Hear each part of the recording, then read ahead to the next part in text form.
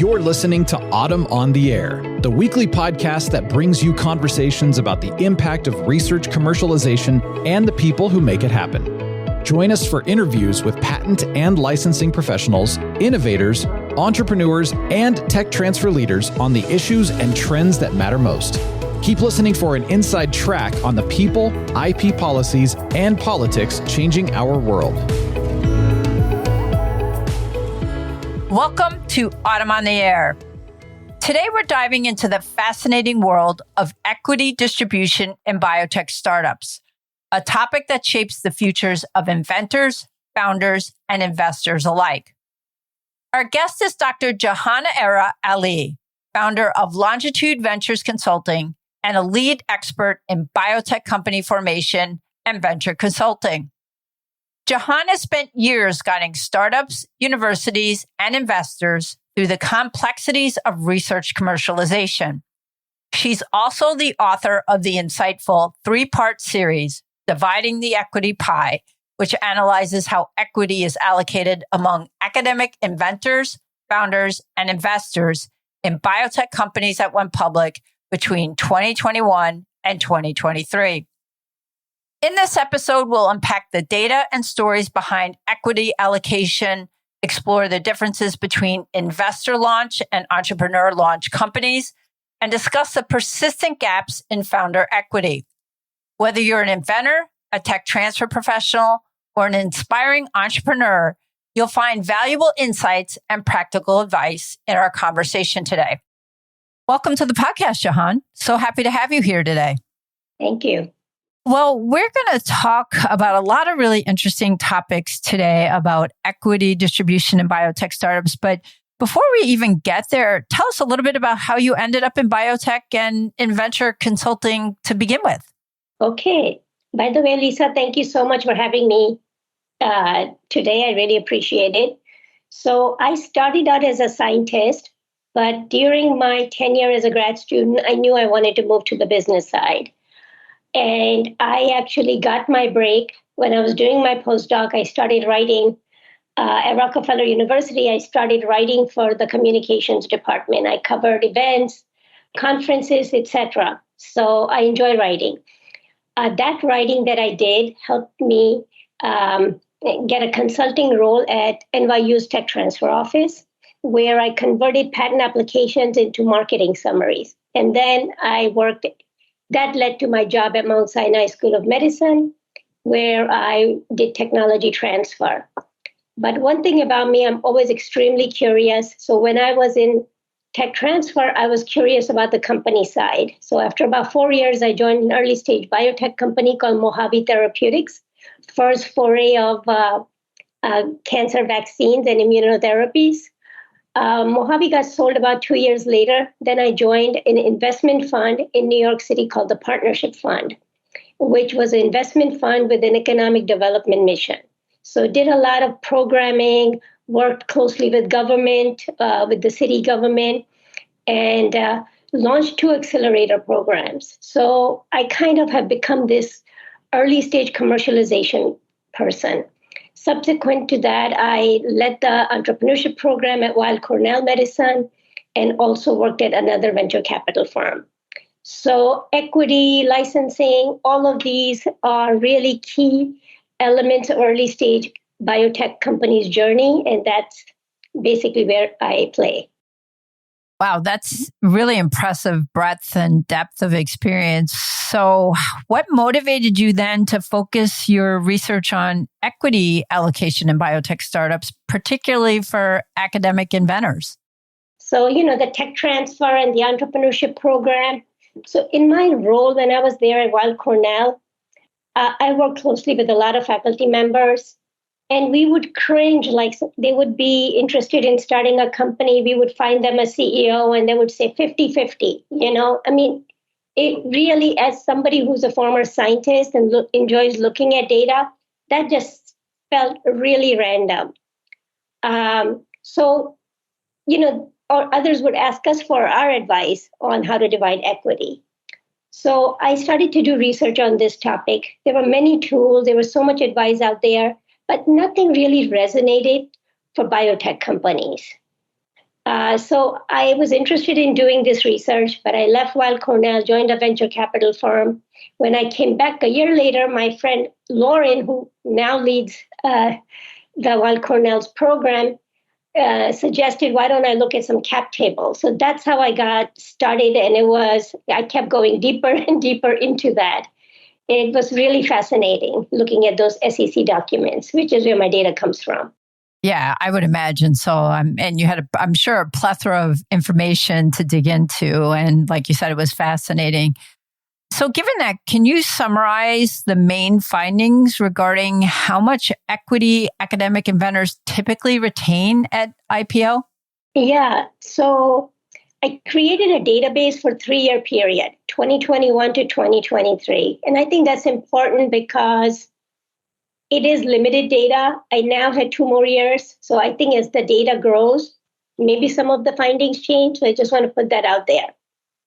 What I really found fascinating was that equity shares seem to be pretty standard for like CEOs, for investors, but it was not standard. It was all over the place for academic founders. And this was the case whether the company admitted that, their foundational IP was developed by Dr. So-and-so at University Y, or that it was just one piece of one piece of IP that the company licensed. So in terms of numbers, we looked at about 141 companies in our database, 40 of which had actually licensed from an academic institution. So that's N equals 57. Of those 57 companies, in 34 cases, there was some equity. Either inventor got it directly from the company or through the institution's negotiated license agreement. And 23 cases, there was no equity provision. Very interesting. So given those findings, what would you say is the most common ways academic inventors receive equity directly through their institution or some combination of both? Yeah, they received equity in all of these ways, but generally speaking, they did better if they negotiated equity for themselves directly. Makes sense. With the company founder.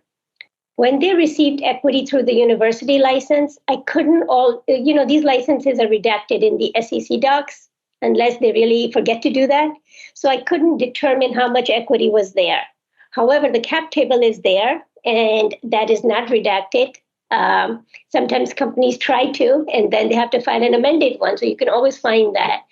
So in 22 cases, I saw that equity was received through a license agreement, and in 18 cases, direct.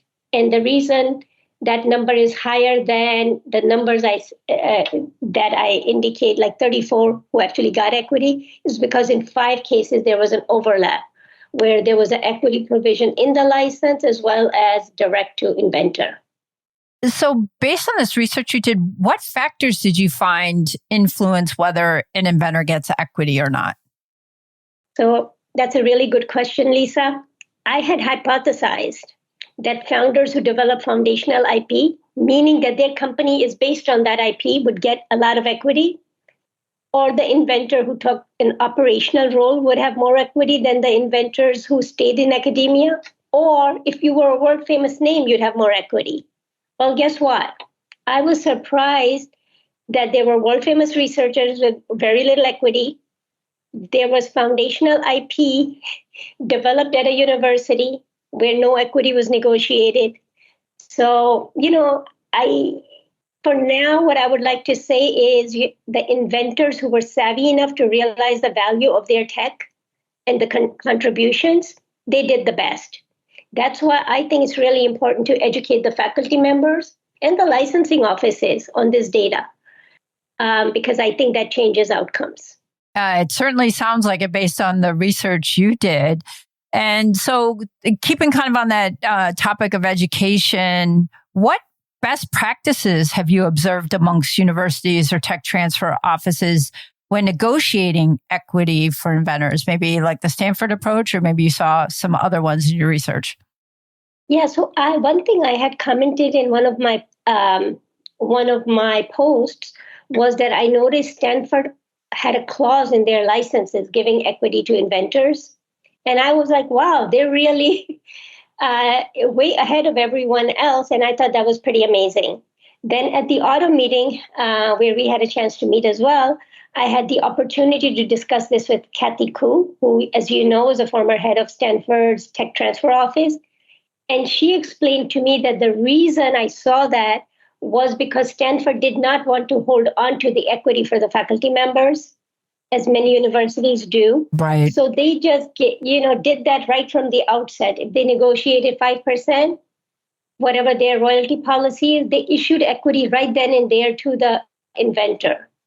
Whereas when I worked at Sinai, one of the first things I did, the company had gone public, was to give the money due to the different inventors at that time. So Sinai held on to that equity throughout until there was an exit. So that was interesting. Very, very interesting, I would say. So given all that you've learned, what advice would you have for academic inventors negotiating equity in a startup? Yeah, I would suggest they partner with their tech licensing offices, but with them and with their blessing, negotiate the equity component separately as part of their consulting relationship with the company. And I think that separate consulting agreement is important because the companies value the input from the inventor. These are early stage companies. They really welcome if there could be some work done in the inventor's lab as well. And also they value that the technology is transferred from the lab into the company lab in a seamless manner. So for all of these reasons, I think the inventor can negotiate and should negotiate separate equity. Now, another interesting aspect of your research is that it distinguishes between investor-launched and entrepreneur-launched biotech companies. What are some of the key differences between these two models that you found? Yeah, so this was interesting. So when I started to delve into the data, I noticed that some CEOs had relatively small equity stake and others had a much higher. And then as I looked at the data and who were the investors, et cetera, it became really obvious to me that there were two models. And of course, I'm in tech commercialization, so I knew also that there are these two models, but it just became really obvious. So there were differences. And I knew which venture capital firms were really founding VCs also, who founded companies right out of academic institutions. So what became clear to me, but there were two models. One was where the venture capital launched a company, in which case they licensed the technology from the university and a company they created. They hired the CEO and or the entire management team. And the other model is where, say, I decide to launch a company. I'm the entrepreneur. I license the technology from the university and I raise that first capital and subsequent capital. And I'm the operating person in the company. So those were basically the two models. Interesting. So how does the initial launch model impact the division of equity amongst founder, CEOs, and investors once you get to IPO? Yeah, so in the investor launching model, the founding investor on average retained about 30% of equity at IPO. And the total investor ownership was 66%. Okay. They hired a CEO, and that CEO on average about had 2.5% in equity. Whereas when the entrepreneur launched a company, the founding entrepreneur retained about 14% of equity. And in that case, the investors owned about 52% of the company. So one interesting thing, these investors who launch companies, they are the beneficiaries of that 14% that the entrepreneur has.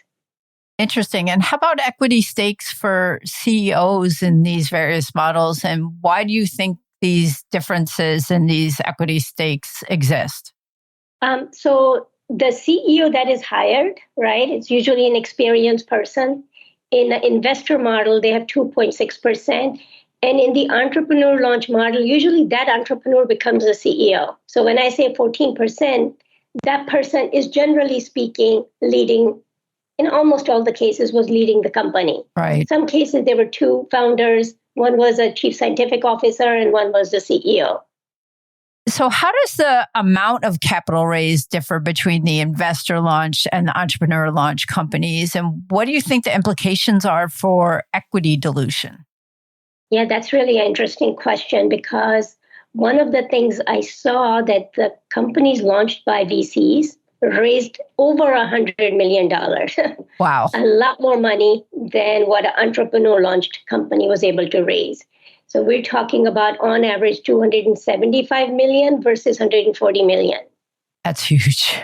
And I'm sure there's a lot of implications, but one of the implications is that in an investor launched model, there's a bigger cushion to make mistakes in license new IP if the IP you started on was not working. So basically, it allows you to be successful. So given that, what lessons should aspiring biotech founders take from these differences in launch models as well as equity outcomes? Yeah, so I guess you should understand how difficult it is for you to succeed. I mean, that's what I took home from this. You should have really experienced people around you who've done it before, because as an entrepreneur, you're going to have less of a cushion, than if an investor is starting a company. And try to have top-notch investors investing in your company. I know it's not possible. It's easy to give this advice. Then understand the dilution that inevitably will happen and plan accordingly.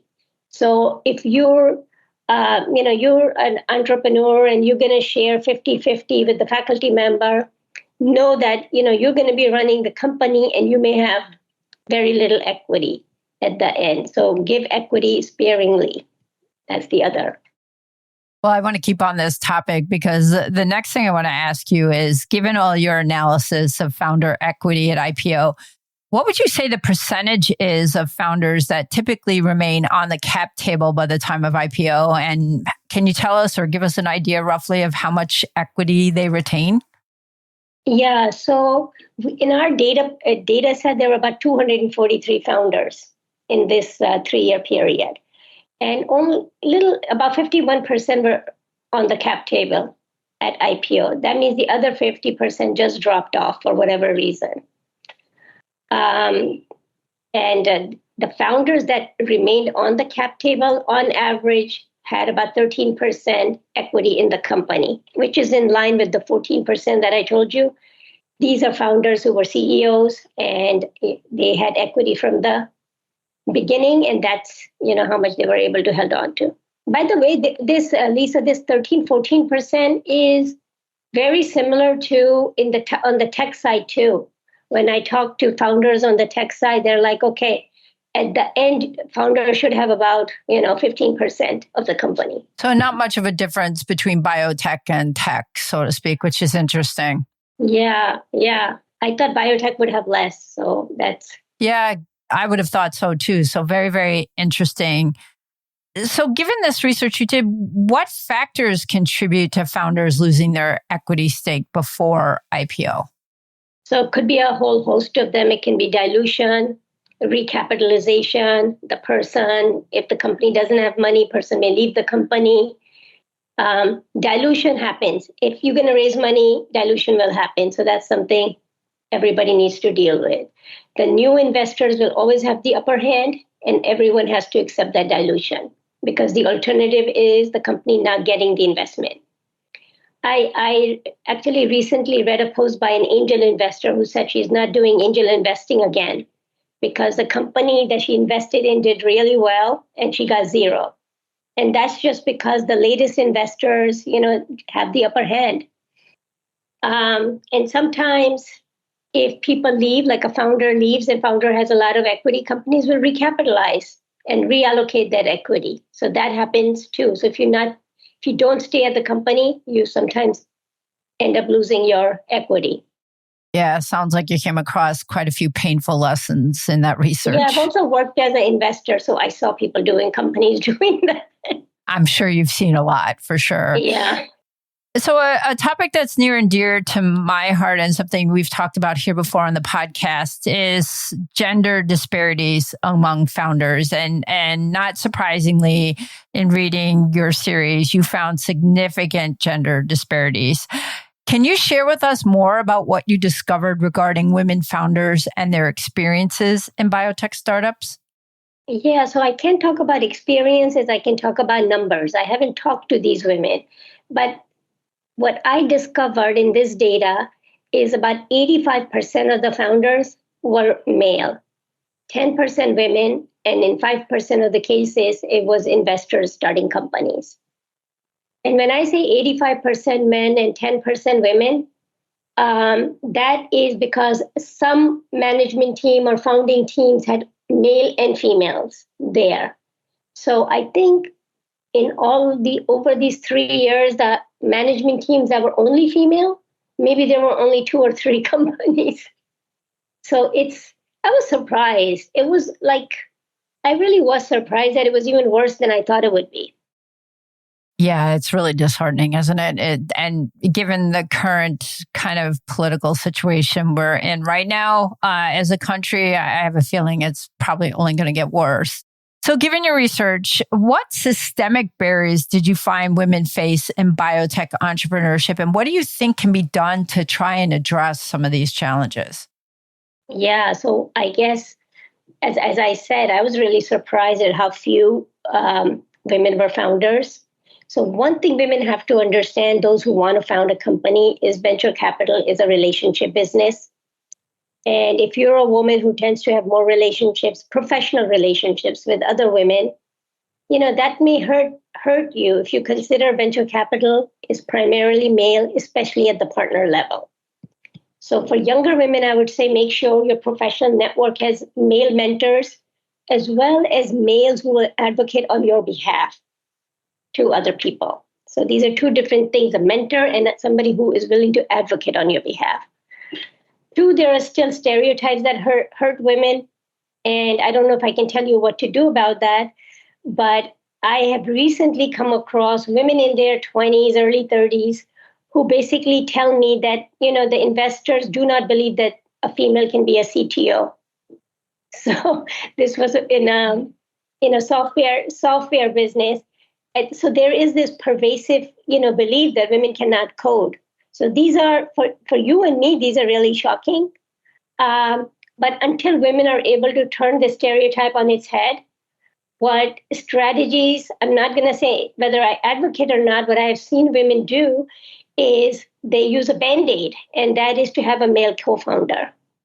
I see. So that was, in terms of your research, that was kind of the successful strategies or maybe support networks you found for women founders. Yeah. I that's what, when I say 10% were women, a lot of those women were part of teams where there were men and women. Sure. That makes sense. So did your research uncover any successful strategies or perhaps support networks for women founders? Yeah. So, there are these angel networks that invest in women angel, the high net worth women giving money to female entrepreneurs. But in all of my data, I came across only one company that was an all-female management team and had gotten funding from Golden Seeds. And Golden Seeds is here in New York, and it made me really happy to see that. I wish there were more, but there was only one. At least there was one, right? Hopefully that will build upon itself and there'll in the future be more. Let's fingers crossed on that one. Yeah. So were there any surprising or perhaps counterintuitive findings from your research across all these 3 parts of the series that you did? Yeah, the 2 that come to mind is 1, how few women founders there were on founding teams. And 2, that there really is an opportunity to look at academic inventor equity and standardize it. I think when I went into this, I thought it's going to be like it was for CEOs and investors. They're not that far apart company to company. Really, really interesting. So for tech transfer professionals and university TTOs, what do you think are some of the key takeaways for supporting inventors and founders in equity negotiations? Yeah, I think the academic inventors have the capability of making startups based on their work successful. And I think I mentioned some of these things already, but they can do this by making sure the experiments work in the company's lab, give guidance. And this requires a consulting agreement and advisory role. And I would hope that tech transfer offices, I know some of the offices negotiate or help faculty members negotiate consulting agreements, but many do not, because that's an agreement between the inventor and the company. But I think they can guide the inventor in at least, putting it in their mind that you may negotiate a separate agreement with the company, and that is something that is done. So I think that would be helpful.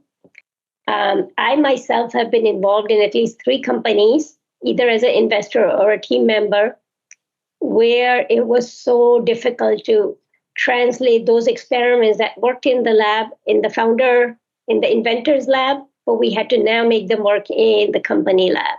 So I think that's a real, value add that an inventor can do. Completely agree. That's super important. As the podcast comes to a close, Jahan, I wanted to ask you, for founders, especially those from underrepresented backgrounds, what strategies would you recommend for maximizing their equity as well as long-term success? Yeah, so I don't know if I have any advice specifically for underrepresented founders, because you know what? It's really difficult for everyone, I would say. It's a tough road. Maybe if you're underrepresented, it's even harder. I can't imagine, but it's even harder to get that investment. You have less of a chance for making mistakes, right? Just because if you make a mistake, people will have less faith in you, maybe, than if you are not an underrepresented founder. But it's a tough road for everyone, I would say. Absolutely. Well, Jahan, thank you so much for spending time with us today, walking us through the key parts and your insights from your 3-part series, Dividing the Equity Pie. This has really been fascinating. Really happy to have you on the podcast today. Thank you so much, Lisa. That brings us to the end of today's episode. A huge thank you to Jahan for sharing her expertise and the findings from her Dividing the Equity Pie series. Her research sheds much needed light on the realities of equity distribution in biotech and offers actionable lessons for founders, investors, and tech transfer professionals alike. If you'd like to read the full series or learn more about Jahan's work, check out Longitude Ventures Consulting and follow her latest insights. Thank you for tuning in to Autumn on the Air. If you enjoyed today's episode, please subscribe, leave us a review, and share it with your network. Join us next week for another conversation about the people, ideas, and trends shaping the future of research commercialization. Thanks for listening to Autumn on the Air with Lisa Mueller. Get social with us and share your thoughts. You can tweet us at AUTM or visit us online at autm.net. We'll be back next week on the air. Be sure to join us.